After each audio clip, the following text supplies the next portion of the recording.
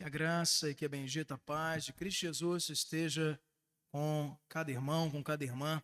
Nessa noite, tivemos, domingo passado, uma celebração muito festiva e também marcante para a história dessa igreja, onde comemoramos os 44 anos de organização eclesiástica desta igreja.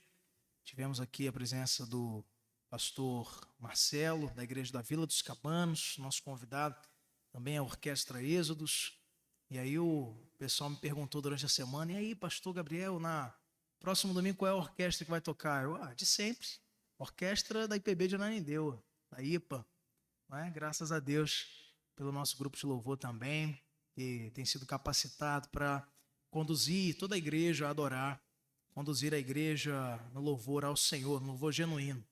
Vamos abrir nossas Bíblias, queridos irmãos, irmãs e visitantes, no livro do Apocalipse, capítulo de número 2, e nós leremos com atenção e reverência os versos número 8 até o verso número 11, para que eu peço a você que assim que encontrar esse texto, fique de pé em reverência à santa palavra de Deus. Apocalipse, capítulo 2, nos versos de 8 até 11.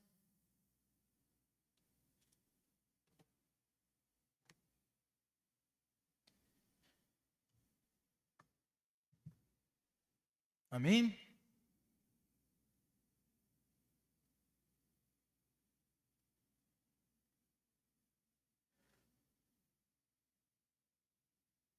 Diz assim a palavra do Senhor. Acompanhe comigo na sua Bíblia. Ao anjo da igreja em Esmirna escreve: estas coisas diz o primeiro e o último, que esteve morto e tornou a viver.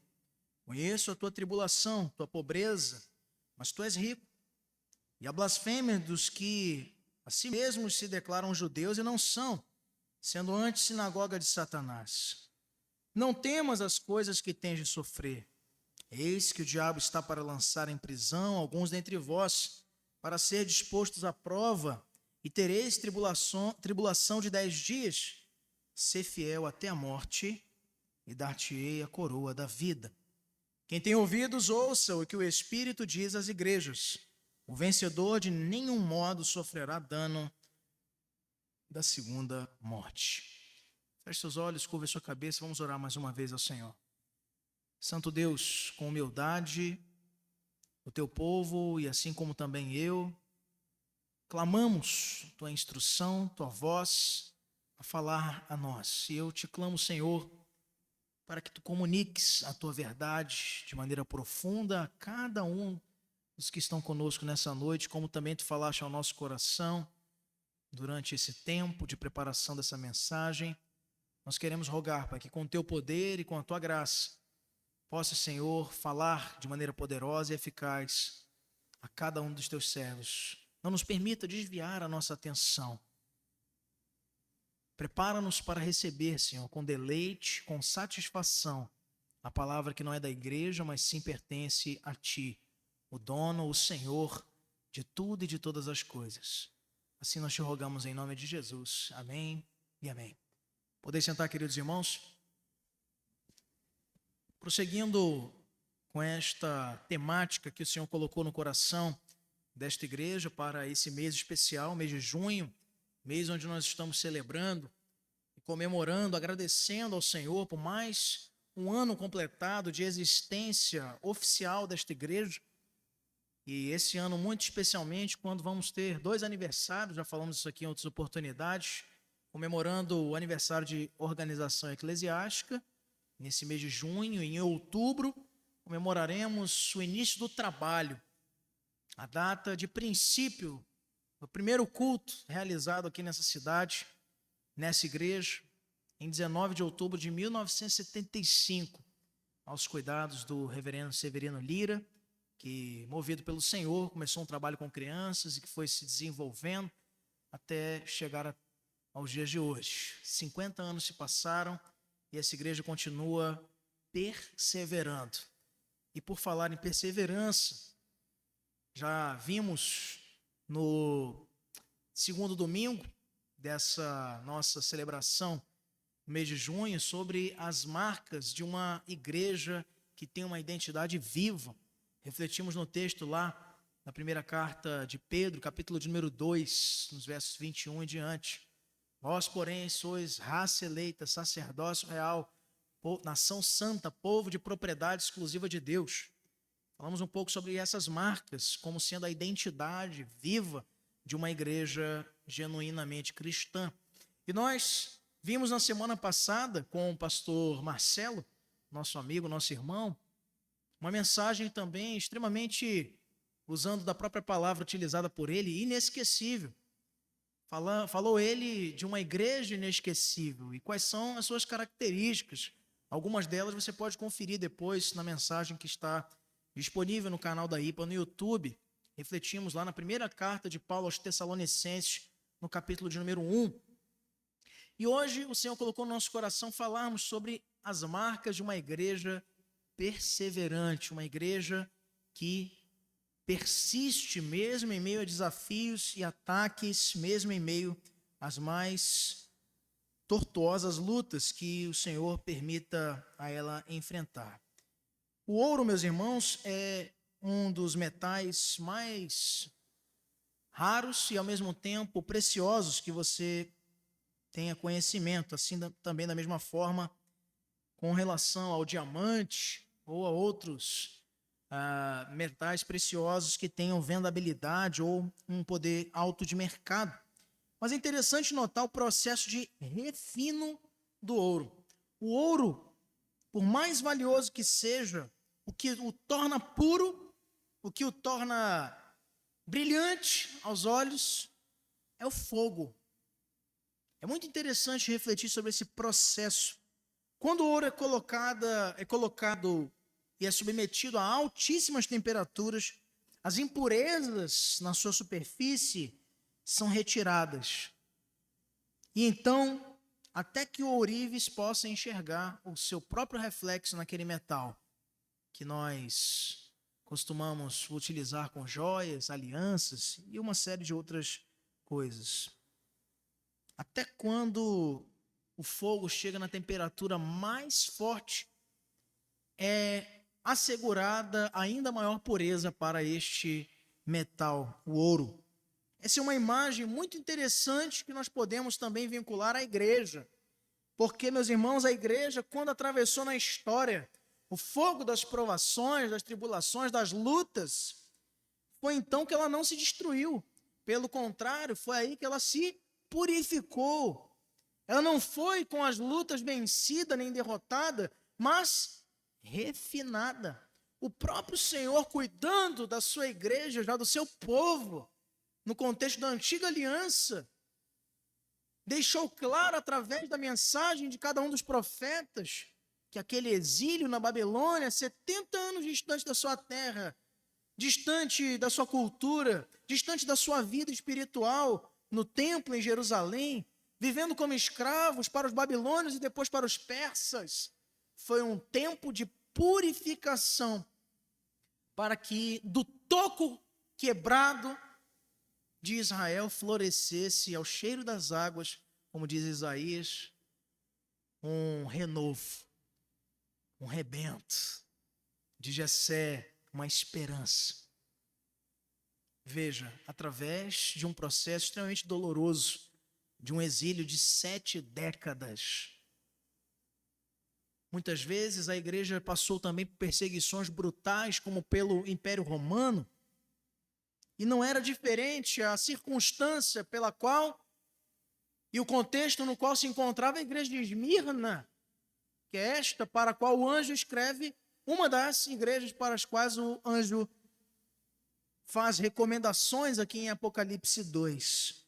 A igreja de Esmirna, a qual o anjo, Cristo, endereça sua segunda carta em Apocalipse 2, era uma igreja que ardia nesse fogo, das lutas, das provações, das intempéries, das resistências.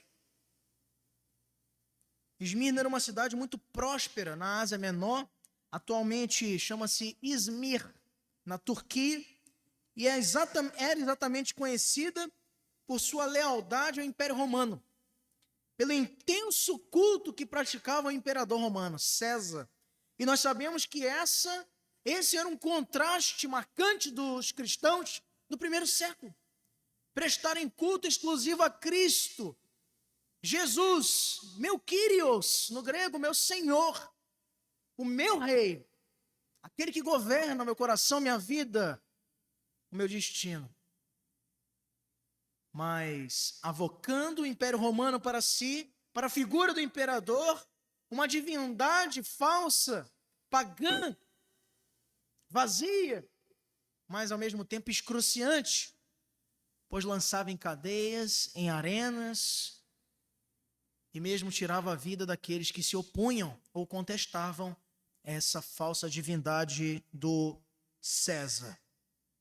Os cristãos do passado, nossos irmãos e irmãs, os mártires, por se recusarem a chamar César de Senhor, não o irmão César, César o imperador romano, eram tratados como traidores, inimigos públicos. Muitos foram economicamente excluídos, outros foram socialmente marginalizados, relegados a um segundo, a um terceiro ou quarto escalão da convivência social. E muitos, a maioria deles, fisicamente perseguidos até as últimas circunstâncias, até não lhes sobrar nenhum pingo de dignidade a não ser a sua fé. Confrontados, ameaçados, constrangidos, coagidos e perseverantes até o final. Mesmo assim, Esmirna é uma das duas únicas igrejas que não recebem repreensão de Cristo, ao lado de Filadélfia. Mesmo Éfeso, uma igreja tão querida, ela é condenada por ter abandonado seu primeiro amor. E todas as outras tinham outros problemas de idolatria, de legalismo, judaizantes, problemas de exercício de autoridade, problemas de frieza, como Laodiceia, que estava ao ponto de ser vomitada na boca de Deus, porque não era quente nem fria, era morna. E Esmirna, ela não recebe repreensão, ela recebe encorajamento. E veja, era seguramente, meu irmão, era com toda certeza, minha irmã, dessas todas a que era mais perseguida. E é justamente a que se manteve mais fiel, mais rica diante de Deus, embora pobre. Como diz o texto no verso que lemos, verso 9, conheço a tua tribulação, tua pobreza, mas tu és rico. E nós vamos examinar isso com calma nesta noite.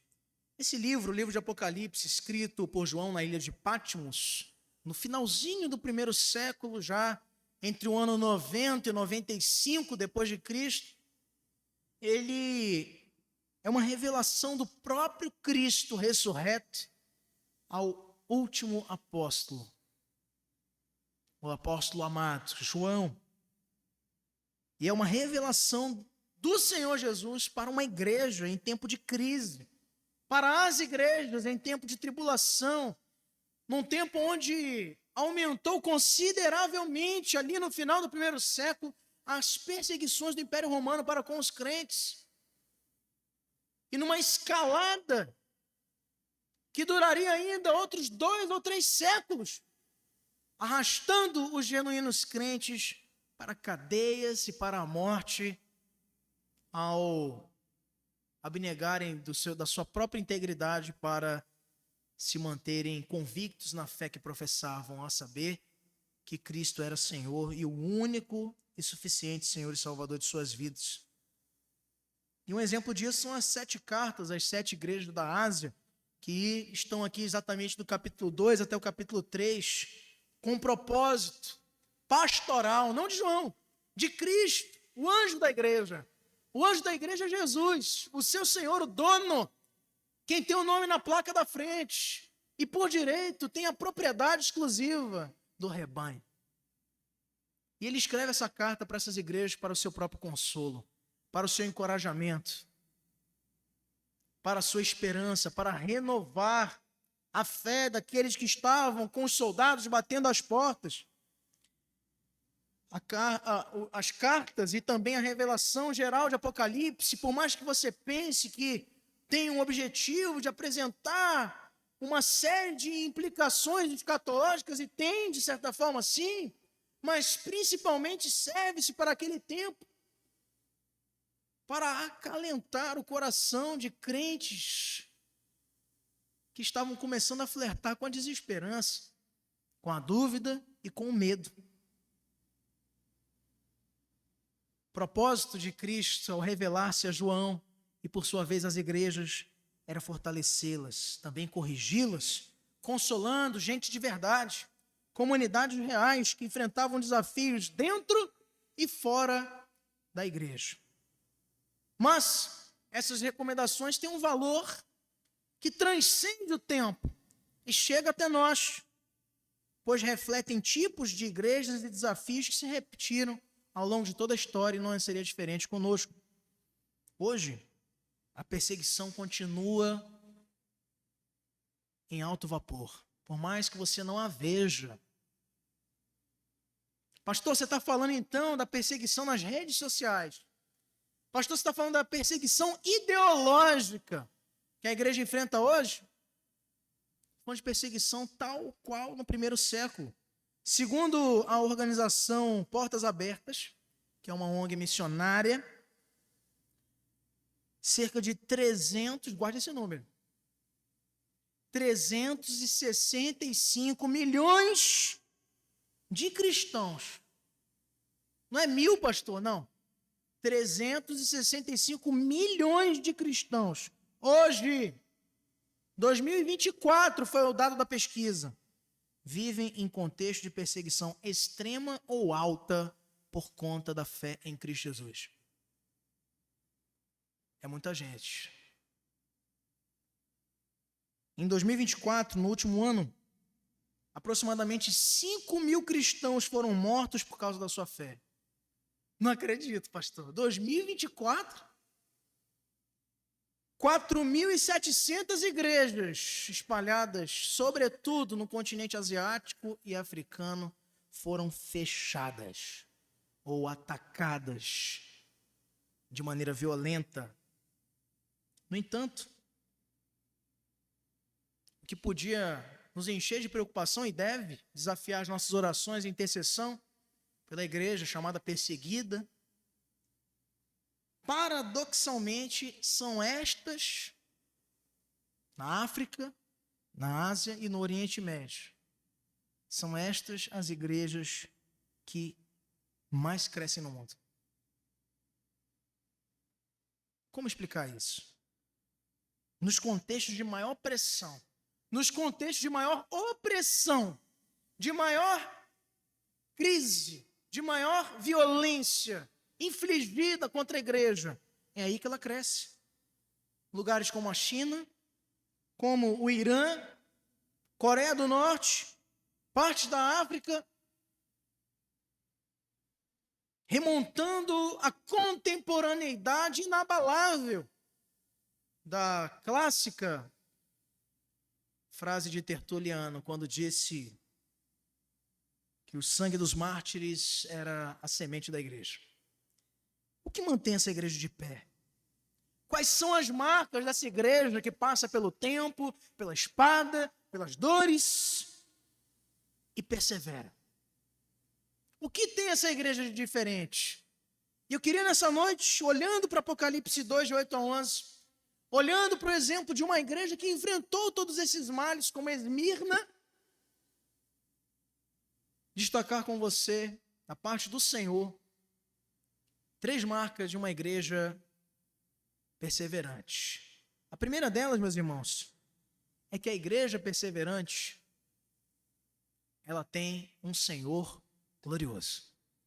Você pode ler isso comigo em alta voz? A igreja perseverante. Gostei do volume. A igreja perseverante, ela tem um Senhor glorioso. O verso de número 8, vamos ler, diz assim: ao anjo da igreja em Esmirna escreve: estas coisas diz o primeiro e o último, que esteve morto e tornou a viver. Jesus se apresenta aqui com títulos que afirmam sua própria divindade, a sua própria eternidade, a sua própria soberania sobre a vida e sobre a morte, o primeiro e o último. Um título exclusivo conferido a Deus. Não parece aqui numa primeira leitura que Jesus está dizendo, eu sou, mas está. Porque esses eram atributos incomunicáveis de Deus o Pai. Mas ele está dizendo, eu, o dono da igreja, o Senhor, o anjo que escreve a igreja de Esmirna, eu sou o primeiro e o último. A igreja ela persevera, ela é perseverante com a marca da fé de quem a constituiu. A igreja não é forte, queridos, pelos homens que por aqui passaram. A igreja ela não é relevante pelas boas ideias que aqui têm se acumulado. A igreja ela não é perseverante, ela não se segura em si própria, mas ela se confia no seu Senhor, que é glorioso, que é o primeiro e o último.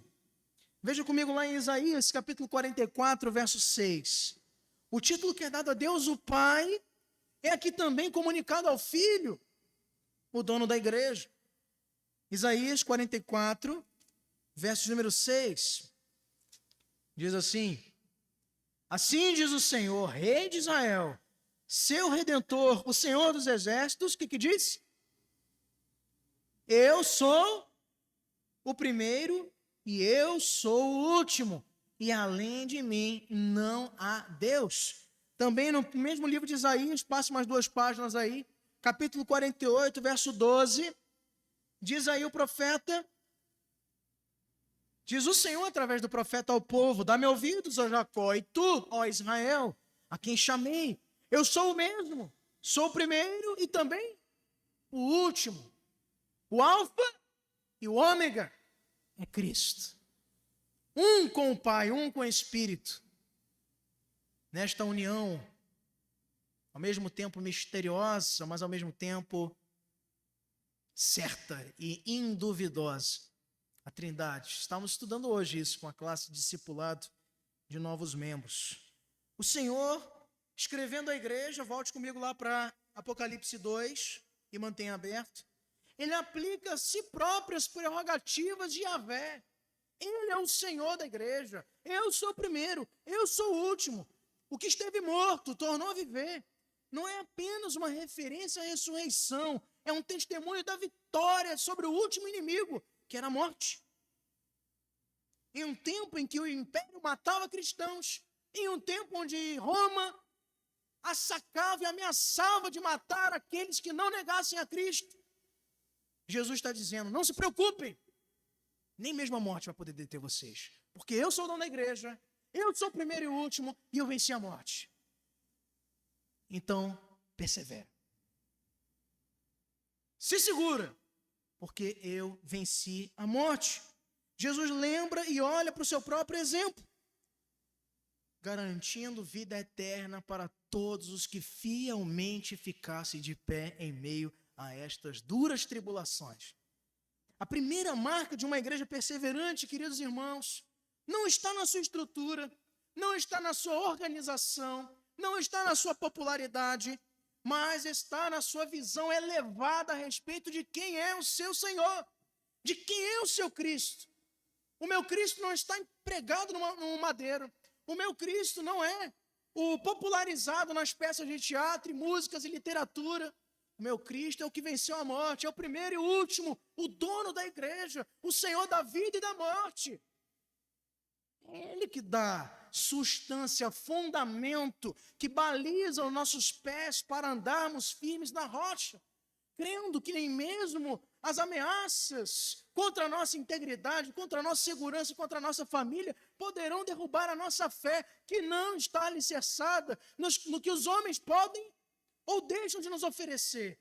Está alicerçada na glória do nosso dono, do nosso Senhor, o primeiro e o último. Igrejas que resistem à hostilidade do mundo não são sustentadas pelo carisma do seu pastor, As igrejas que resistem às violentas flechas lançadas pelo inimigo das nossas almas não são as igrejas que possuem alta influência política. Não. São igrejas que têm uma teologia profunda do Senhor glorificado. São igrejas que têm a sua base, a sua doutrina focadas no Senhor da igreja. E que têm os seus olhos voltados para aquele a quem, estendida a sua mão, nada pode lhe deter. Agindo Deus, quem impedirá? Quanto mais você conhece a Cristo exaltado, quanto mais a igreja se aprofunda no seu Senhor, na sua glória, nos seus atributos, sendo Ele Deus, ela não passa mais dificuldades em enfrentar lutas, ela lança fora o medo. Ela não teme mais o poder de nenhum homem, de nenhum governo, de nenhuma lei, de nenhuma prisão, de nada que possa nos ameaçar, pois a quem nós servimos, a quem nós temos dedicado nossas vidas, é ao dono do universo, é ao Criador de tudo e todas as coisas. Ter essa perspectiva, como registrado aqui por João no Apocalipse, altera tudo. Pastor, mas muda tudo. Uma igreja que olha para aquele que morreu e ressuscitou, o primeiro e o último, entende que a morte não é o fim. Uma igreja que olha para essas situações e vê Cristo às portas, garantindo-nos a vitória, nos dá outra perspectiva de prêmio, de recompensa, que não está presa a esse mundo, nem às correntes do materialismo moderno. Porque essa igreja segue firme, porque sabe que o seu rei venceu aquilo que todos os homens temem, a morte. E a perseverança, queridos, nasce de uma adoração contínua e sincera de uma igreja perseverante. Como nos diz muito sabiamente John Owen, o puritano, a glória do Cristo ressurreto é a âncora da alma perseguida. Quando estamos com as perseguições batendo à nossa porta, o verdadeiro e o genuíno cristão, a genuína igreja, a igreja perseverante, ela se ancora, ela estaciona na graça do Senhor e não titubeia, não falha e não cai.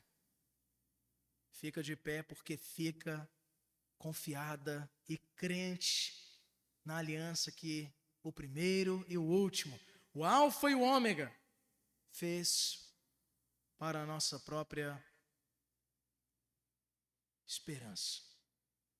Em segundo lugar, meus irmãos, nós vemos no verso de número 9 e na parte A do verso 10, que a igreja perseverante, ela suporta a pobreza e a perseguição. Vamos ler todos juntos o verso 9 e a primeira parte do verso 10. Conheço a tua tribulação.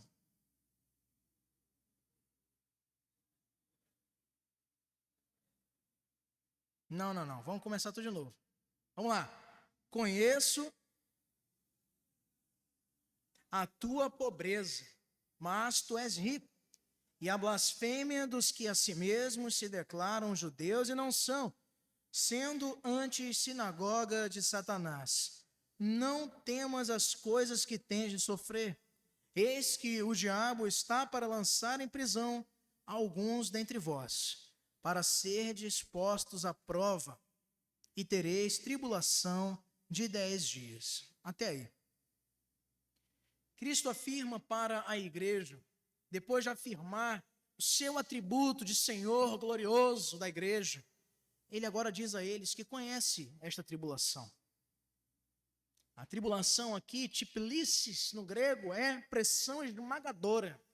Não é uma gripezinha, não é uma febre que dá e passa ali, não.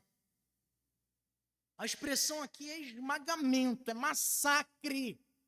É esse tipo de tribulação que Esmirna estava enfrentando. Mas não era só tribulação, já não bastasse a paz, que é um dos valores mais caros para qualquer ser humano, também a sua própria sobrevivência era afligida. porque é dito aqui que essa igreja era também pobre. Tinha pobreza, extrema miséria. Dentre eles havia também alguns que a si mesmos se declaravam judeus e não eram, blasfemando contra a aliança do povo escolhido de Deus. Difamação religiosa era aqui também uma realidade das perseguições que eles enfrentavam.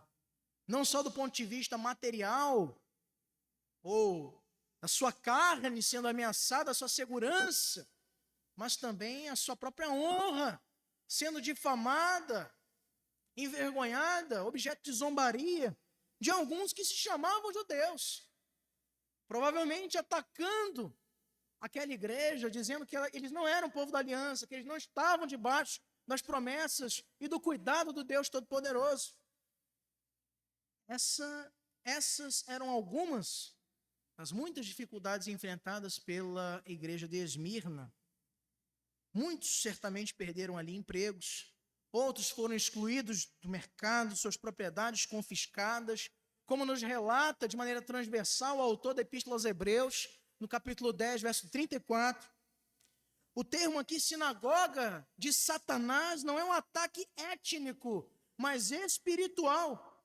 Revela aqui que qualquer religião que se opõe à igreja de Cristo, mesmo as que alegam servirem ao Senhor, são, na verdade, usadas pelo diabo.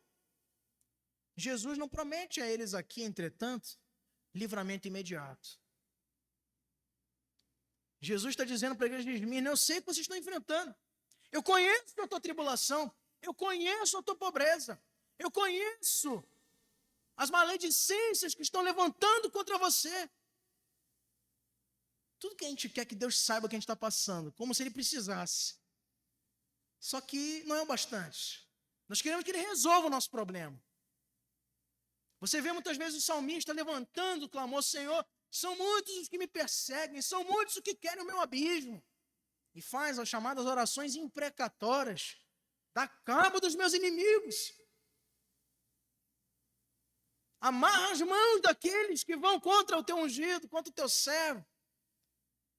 E quando Deus diz não, ainda não, como tem sido a nossa reação? Veja o casamento aqui da produção de uma virtude que forja uma igreja para ser forte, para ser firme, para ser estável. Não é, pede uma coisa, Deus, pronto, está resolvido. Ah, eu estou com um probleminha, pronto, Deus já resolveu. Já disse alguém certa vez que as marés boas não produzem bons marinheiros. Deus diz: olha, eu conheço. Sabe qual é a última coisa que a gente quer receber do Senhor? Que Ele diga que ainda vai piorar. Né? Senhor, está difícil, eu estou em depressão, está difícil, crise em casa, crise no trabalho, crise e tal, e choro e lágrima. Aí o Senhor, calma, vai piorar. E o que isso produz em nós? Perseverança. Sabe por quê? Porque Deus não é um papaizinho mimado. Jesus não é um papai que vai mimando seus filhinhos. Não, está aqui, vai, para de chorar, toma, pronto, está liberado a tribulação. Não! Jesus não promete livramento imediato.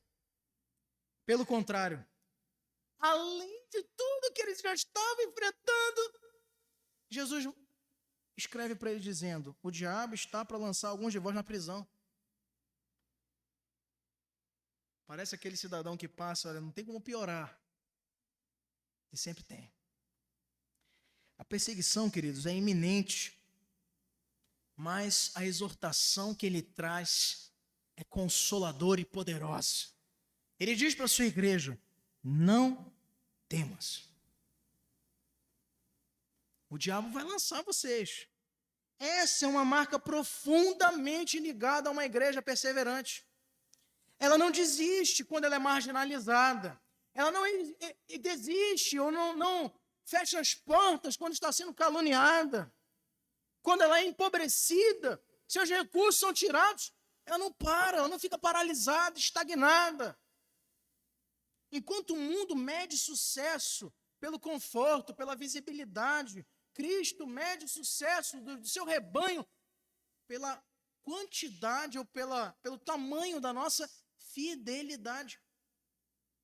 Não são os números, não são as metas batidas, não é nada disso que importa para o Senhor da igreja.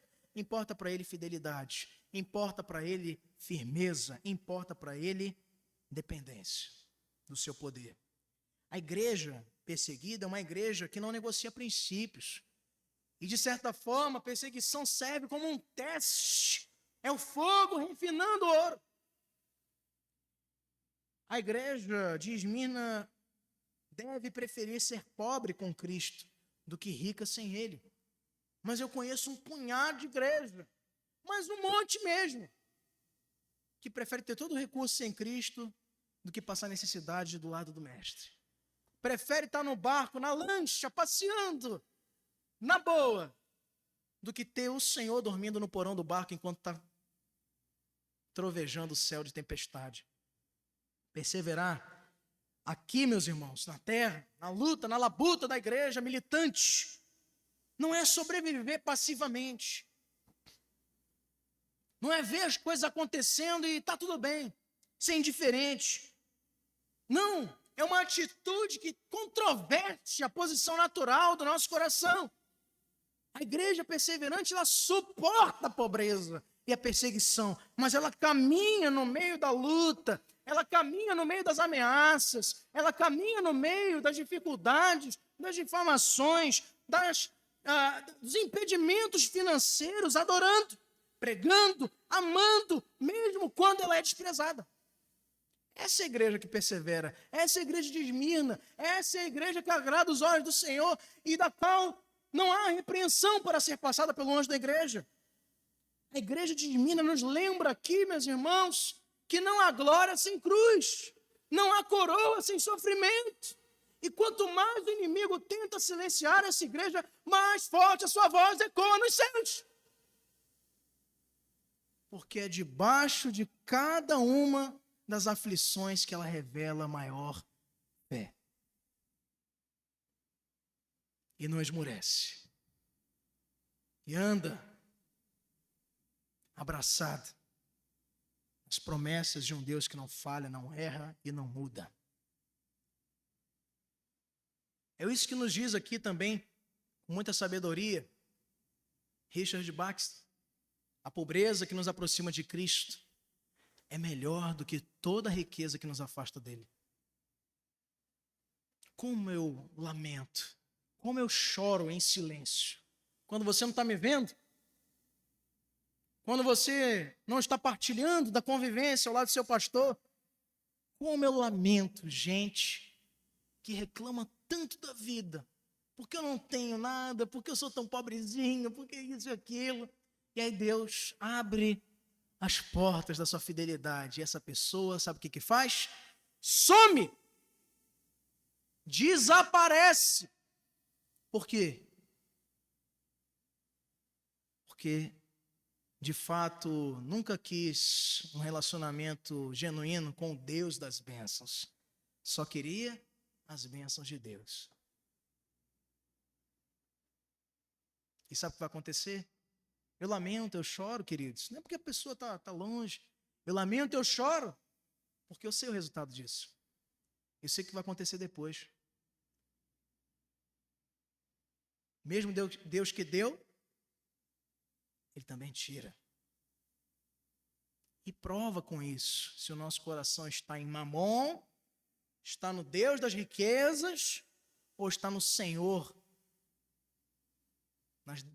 dono de todo o ouro e de toda a prata, que é poderoso para nos fazer passar todas as tribulações com a nossa sobrevivência garantida, pois não há um justo que mendigue o pão, nem sua descendência que pereça.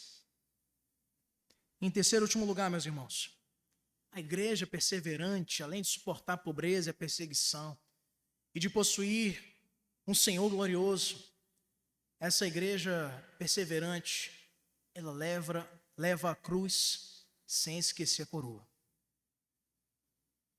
Verso 10, parte B, e o verso 11, vamos ler todos juntos para encerrar. Verso 10, parte B, ser fiel até a morte, e dar-te-ei a coroa da vida. Quem tem ouvidos, ouça o que o Espírito diz às igrejas. O vencedor de nenhum modo sofrerá dano da segunda morte. A fidelidade exigida aqui é até a morte, thanatos. Não é até quando for conveniente. Não é ser fiel até quando eu conseguir, ou até quando eu quiser. É até o que, igreja? A morte.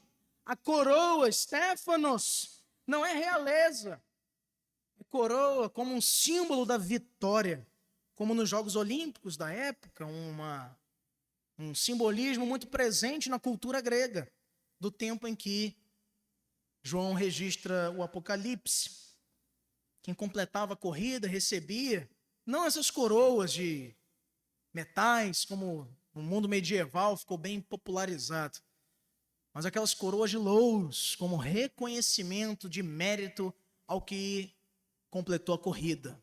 Nos Jogos gregos, nos Jogos Olímpicos da época, o vencedor, Nikon, é o que persevera até o fim.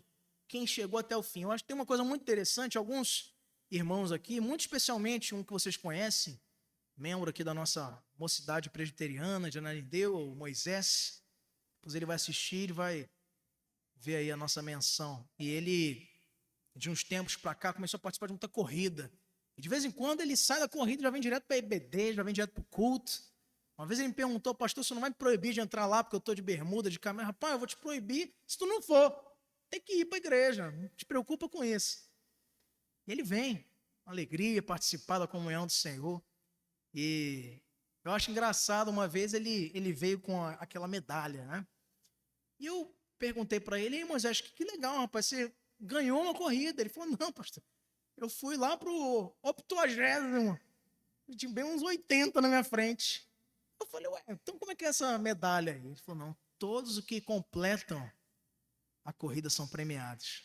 É óbvio que o que chegou em primeiro, segundo, vai ter uma premiação, um pódio lá, aquela coisa toda. Mas todos, até o último, se chegar no final, vai receber o mérito da medalha. Da mesma forma, meus irmãos, a corrida da fé, embora pesada, nas cruzes que nos dilaceram os ombros, como vimos nessa manhã no nosso culto de ceia, no exemplo de Simão Cireneu, que ajudou a Cristo na Via Crucis, essa mesma cruz que também nos prova na medida em que caminhamos, ela não vai colocar no nosso coração a premiação limitada a uma competição, quem chegar primeiro. Ser fiel até a morte e dar-te a coroa da vida. Os louros do final, na linha de chegada, onde o nosso Senhor estará nos aguardando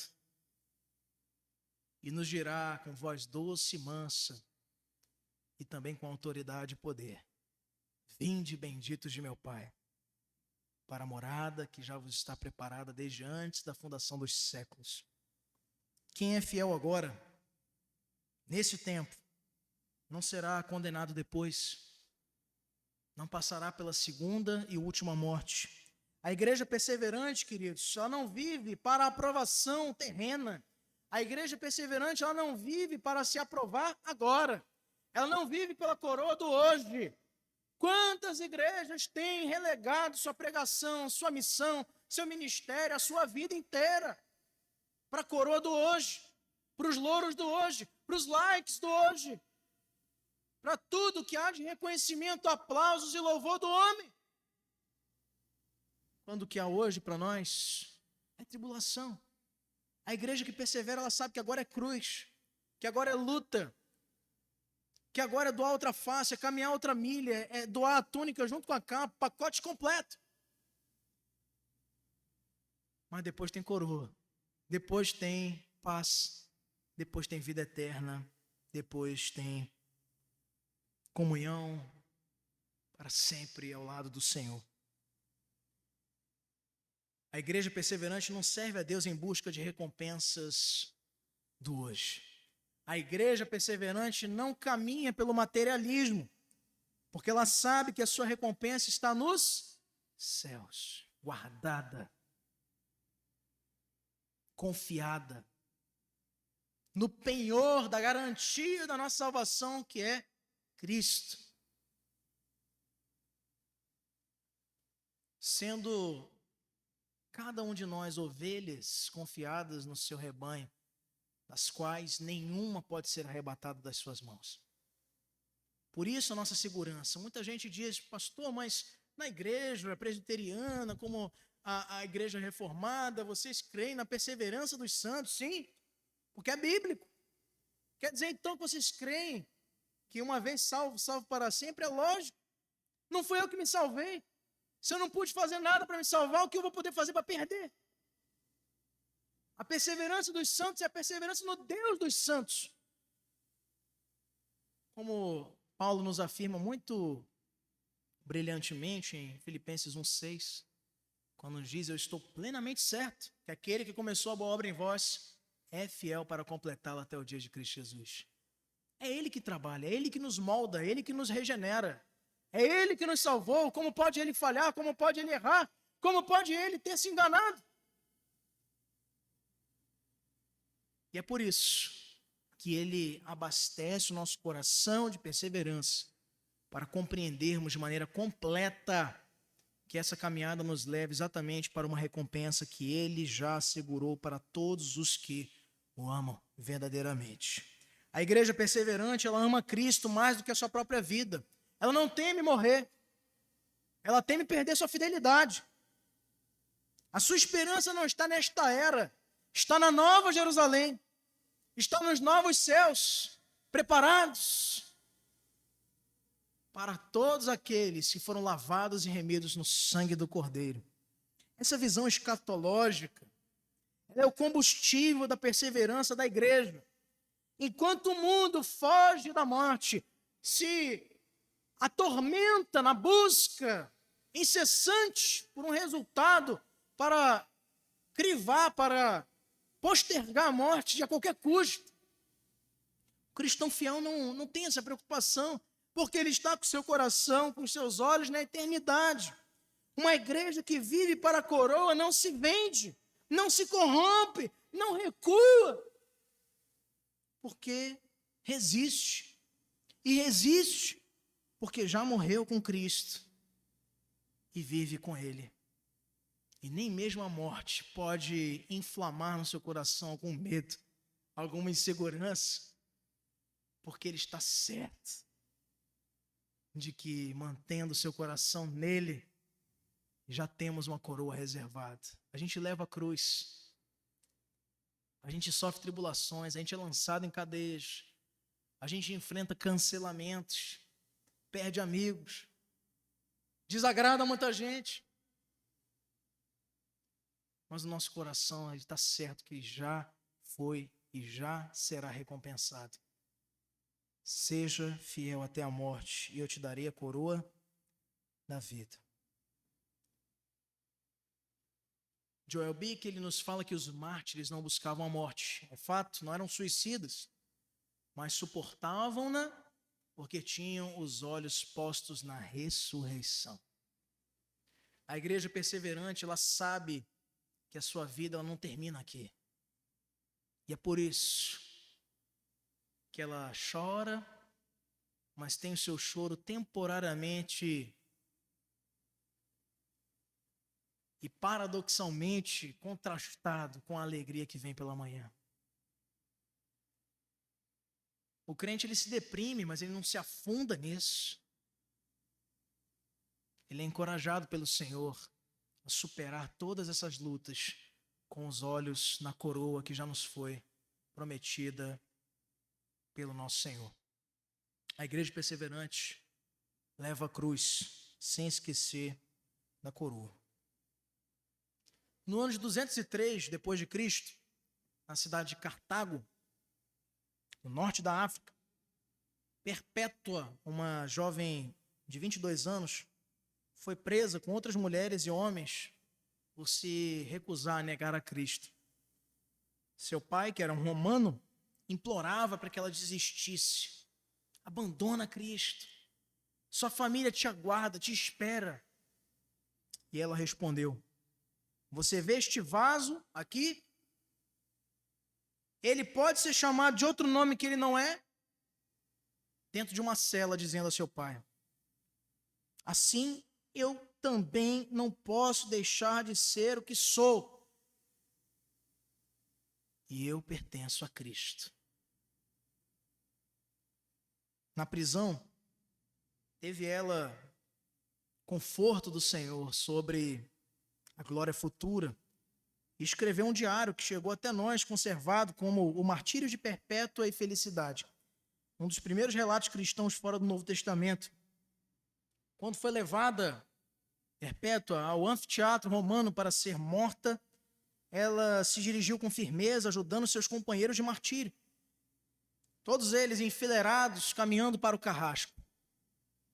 Teriam ali suas peles dilaceradas pelos animais, pelas feras. E se não bastasse, seriam trucidadas pelos soldados. E quando sobe no anfiteatro, Perpétua, segundo a tradição cristã nos conta, ela ajudava o carrasco a posicionar a espada. Depois, via nas suas mãos uma tremedeira. Por quê? Por que essa segurança? Por que essa indiferença quanto à morte? Por que esse coração inabalável que não teme a espada, as feras, a dor, a morte que está batendo na sua porta? E não era uma morte de qualquer forma por doença, morte violenta. Ela seria assassinada. Por que essa paz? Por que esse sossego? Por que, Perpétua? Como a igreja de Esmirna, ela não estava olhando para a cruz. Ela estava olhando para a coroa. E ela estava olhando para uma coroa chamada por Pedro, em uma de suas cartas, como incorruptível. Isto é, que nem aquele carrasco, nem César, nem nenhum líder, nem nenhum rabino, ninguém poderia tirar de suas mãos, porque foi conquistada pelo Senhor dos Senhores, pelo Rei dos Reis, o Alfa e o Ômega, o primeiro e o último. E é por isso que a morte para ela não era nada. A igreja de Cristo, ela persevera porque ela é do Cristo que permanece para sempre. Em cada geração tentaram calar essa igreja com prisões. Em cada geração tentaram calar a igreja com censura. Em cada geração tentaram calar essa igreja com tortura, zombaria, com morte. Mas ela continua de pé. Ela não resiste pela sua própria força e resistência, mas é porque o ressurreto Senhor a guarda e a sustenta. A fidelidade em meio à perseguição não é fraqueza. A fidelidade em meio à perseguição é a marca de uma igreja vitoriosa e autêntica que serve a Cristo e não negocia jamais a sua fidelidade. Eu queria encerrar com 3 aplicações perguntando a você nessa noite. Você que está conosco, você que é membro desta igreja, você que nos visita, você pode sair daqui hoje dizendo que você conhece este Senhor glorioso, que como igreja que você conhece de fato a esse Cristo ressurreto. Você já ouviu, você se relaciona com Ele, você ouve a sua voz falar no seu coração, você fala com Ele, você confia a Ele os piores segredos. Você anda ao lado dEle com intimidade. Você pode dizer isso? Perseverança começa com uma visão certa de quem é Jesus, de quem é o nosso Senhor. Soberano, vivo e eterno. O primeiro e o último. Segundo, você está preparado? Você poderia dizer, saindo hoje daqui, que você está pronto para sofrer por Ele? De verdade. Pastor, mas olha lá, não vou assumir esse compromisso que pode ser uma doença, pode ser uma crise conjugal. Eu não sei se eu estou pronto. Rejeição, escárnio, perda são normais para quem persegue as pegadas do Mestre, para quem anda e segue ao Cordeiro. Prepare-se para isso. Sofrer por Ele não é para nós lamento, é para nós um privilégio. Marca-nos como seus genuínos seguidores. E terceiro e último lugar, você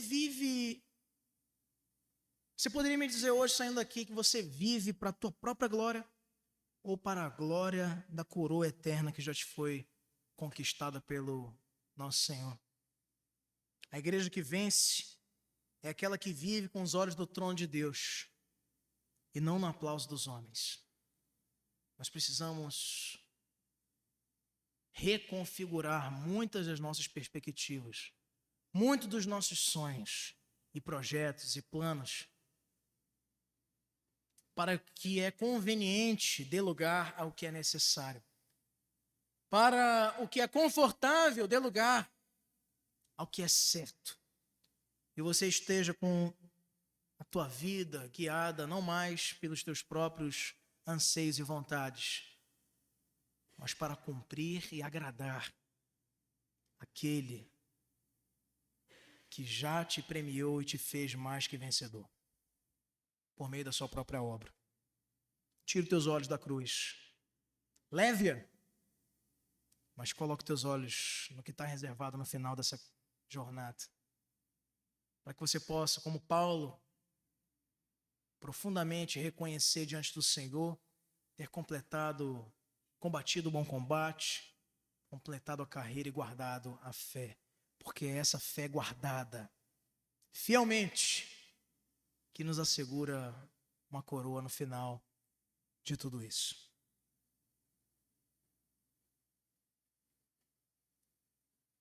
Você não vive para o agora, você vive para a eternidade. A coroa da vida espera aqueles que são a Ele fiéis. Então eu quero te desafiar para que você deixe de viver como alguém na terra. Você é peregrino. Comece a se comportar e a viver, e a agir, e a pensar, e a falar como alguém que já pertence ao céu. Vamos ficar de pé, queridos. Nós nos alegramos em receber do Senhor esse desafio, as marcas de uma igreja que persevera. E esse cântico separado para esse momento nos ajuda a aplicar